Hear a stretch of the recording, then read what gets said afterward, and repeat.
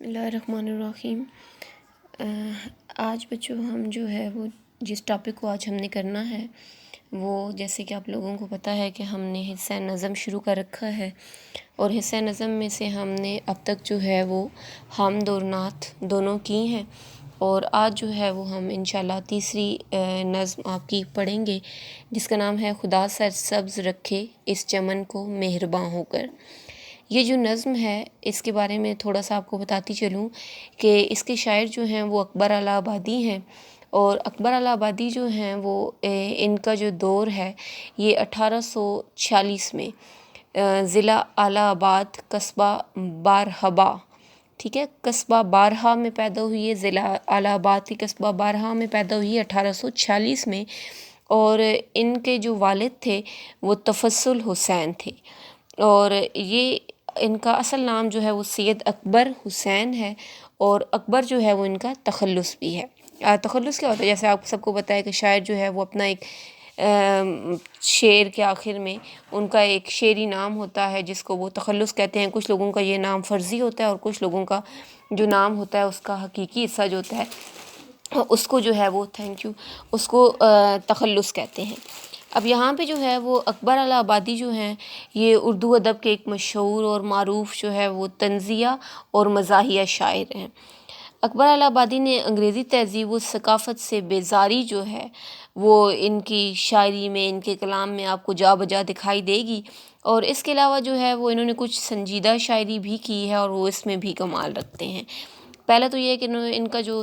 پہچان ہے وہ یہ ہے کہ وہ آپ کو ان کی شاعری میں جو ہے وہ انگریزی ثقافت سے بیزاری نظر آئے گی، اور طنز و مزاح جو ہے وہ ان کی شاعری میں نظر آئے گا، لیکن ان کی کچھ شاعری جو ہے وہ سنجیدہ بھی ہے، جو کہ اپنی مثال آپ ہے۔ ان کو حکومت کی طرف سے خان بہادر کا خطاب ان کو ملا تھا، اور ان کا جو پورا کلام ہے وہ کلیات اکبر کے نام سے ہمیں ملتا ہے، جو کہ ہم اب جو ہے آپ کی بلکہ اپنی کالج کی لائبریری میں بھی پڑھا ہوا ہے۔ کلیات اکبر کے نام سے ان کا جتنا بھی کلام ہے وہ سارا ایک کتاب کے اندر موجود ہے، اور 1910 میں جب ان کی بیوی کی وفات ہوئی تو پھر اس کے بعد یہ بہت زیادہ پریشان رہتے تھے، اور پھر 1921 میں یہ خود بھی جو ہے وہ اس دنیا سے تشریف لے گئے۔ ان کی وفات 1921 میں ہے۔ اب اس کا پہلا شعر آپ دیکھیں، تشریح ہم اس کی شروع کرتے ہیں۔ شاعر کہتا ہے کہ بہار آئی کھلے گل زیب صحن بوستاں ہو کر، انادل نے مچائی دھوم سرگرم فغاں ہو کر۔ اب یہ والی نظم جو ہے تھوڑی سی آپ لوگوں کو مشکل لگے گی، آپ نے اس کو دھیان سے پڑھنا ہے کیونکہ اس کے اندر مشکل الفاظ ہیں، لیکن موسٹلی جو ہے یہاں پر برسات کی آمد کا ذکر ہے، بہار کی بات ہو رہی ہے کہ کس طرح بہار میں جو ہے وہ موسم تبدیل ہوتا ہے، اور برسات میں کس طرح سے جو ہے وہ ارد گرد رنگ اور خوشیاں پھیل جاتی ہیں۔ بہار آئی کھلے گل زیب صحن بوستاں ہو کر، انادل نے مچائی دھوم سرگرم فغاں ہو کر۔ یہاں پر جو ہے وہ شاعر کہتا ہے کہ جب بہار آتی ہے تو جو سین بستان کہتے ہیں، باغ کا جو سین ہوتا ہے، ٹھیک ہے، سین بستان کیا ہوتا ہے؟ باغ، تو باغ کا جو سین ہوتا ہے، اور انادل ہوتا ہے، انادل نے مچائی دھوم، انادل کہتے ہیں اندلیب کی جمع بلبلے، ٹھیک ہے، اندلیب کہتے ہیں بلبل کو، اور انادل جو ہے وہ اندلیب کی جمع ہے، سو اس کا مطلب ہے کہ بلبلیں۔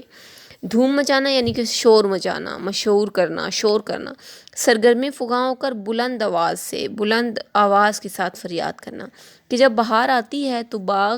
کے سین جو ہے وہ کھلے ہوئے پھولوں سے بھر جاتا ہے، اور اس کی خوبصورتی میں بہت زیادہ اضافہ ہو جاتا ہے، اور جو بلبلیں ہوتی ہیں وہ بلند آواز میں شور کرنا شروع کر دیتی ہیں۔ ان کو جو اکبر الہ آبادی ہیں ان کو لسان العصر بھی کہا جاتا ہے، اور ان کے یہاں جو ہے وہ ہمیں استعاراتی انداز بہت زیادہ ملتا ہے، اور اپنی جو زمین ہے اس کے لیے محبت ان کی شاعری میں آپ کو، یعنی اپنے وطن کے لیے محبت ان کی شاعری میں آپ کو جا بجا ملے گی۔ اب یہ جو شعر ہے اس میں شاعر نے ایک حسین باغ کا نقشہ کھینچا ہے کہ جس میں جو ہے وہ بہار آئی ہوئی ہے، اور جو پرندے ہیں وہ خوشی اور مسرت کے عالم میں گیت گاتے پھر رہے ہیں، اور جو ہوا ہے وہ پاگلوں کی طرح خوشی سے ہر طرف اٹکیلیاں کرتی پھر رہی ہے۔ اور اسی میں جو پرندے ہیں، جو تتلیاں ہیں اور جو پروانے ہیں، وہ کیا ہیں کہ وہ بھی ہوا کے دوش پر رقص کر رہے ہیں، اور فضا جو ہے وہ معطر اور خوشبودار ہو چکی ہے۔ گویا بہار کی آمد کے ساتھ ہی آپ کہہ سکتے ہیں کہ باغ کے اندر جو ہے وہ زندگی کی لہر دوڑ چکی ہے، کیونکہ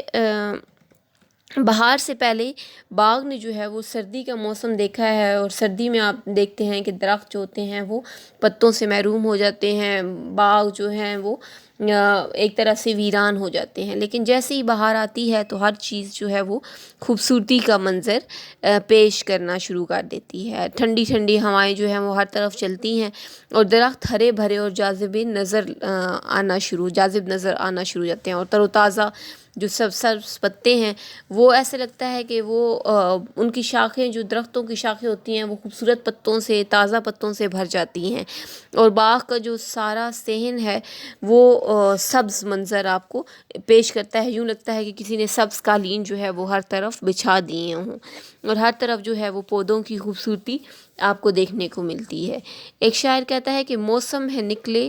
شاخوں سے پتے ہرے بھرے، پودے چمن میں پھولوں سے دیکھے بھرے بھرے، کہ جب بہار آتی ہے تو شاخوں سے نئے پتے نکلتے ہیں،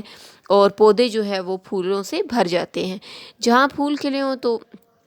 اب پھول کا عاشق جو ہے وہ کون ہے؟ پرندے جو ہیں وہ بلبل پھول کا عاشق ہوتا ہے، یہ کہا جاتا ہے۔ تو پرندے جو ہیں وہ بھی جب پھولوں کو کھلتا دیکھتے ہیں تو وہ بھی بہت خوش ہوتے ہیں۔ بلبلیں جو ہیں جب پھولوں کی دیوانی ہیں، جب وہ پھولوں کو دیکھتی ہیں تو وہ محبت بھرے گیت جو ہے وہ گانا شروع کر دیتی ہیں۔ لہٰذا درختوں پر جو ہے وہ شاخوں سے وہ چھپ کر بیٹھ جاتی ہیں، اور پھولوں کو دیکھ دیکھ کر شاعر کہتا ہے کہ وہ ان پر قربان ہوتی جاتی ہیں، جیسے وہ پھولوں کو دیکھتی ہیں، اور وہ اپنی خوبصورت آواز جو ہے وہ ہر طرف فضا میں جو ہے وہ اپنی خوبصورت آواز میں نغمے بکھیر رہی ہیں۔ اور بہار کا موسم جو ہے وہ اگرچہ مختصر ہوتا ہے لیکن بہت خوبصورت ہوتا ہے،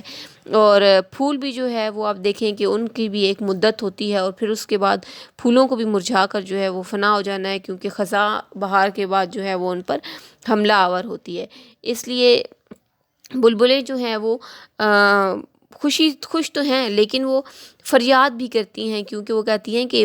یہ خوبصورتی جو ہے یہ بہت مختصر وقت کے لیے ہے، یہ خوبصورتی ہمیشہ رہنے والی نہیں ہے، بلکہ جلد ہی پھر دوبارہ جو ہے وہ یہ پھول مرجھا جائیں گے۔ یہاں پر ایک طرف سے جو ہے وہ آپ کہہ سکتے ہیں کہ جو دنیا کی بے ثباتی ہے، دنیا کا جو ایک عارضی پن ہے، اس کے بارے میں بھی شاعر بات کر رہا ہے۔